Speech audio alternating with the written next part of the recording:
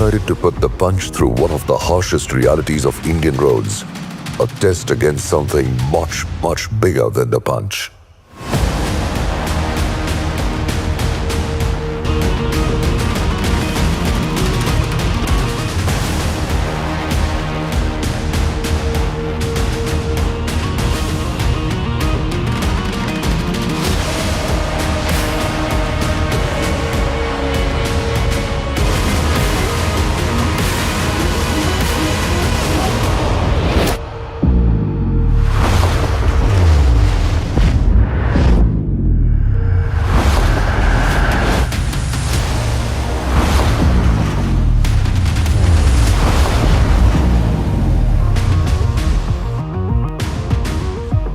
The structure remains intact.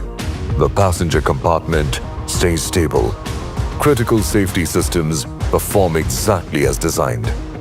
Impact forces are absorbed and distributed. This test wasn't about proving a point.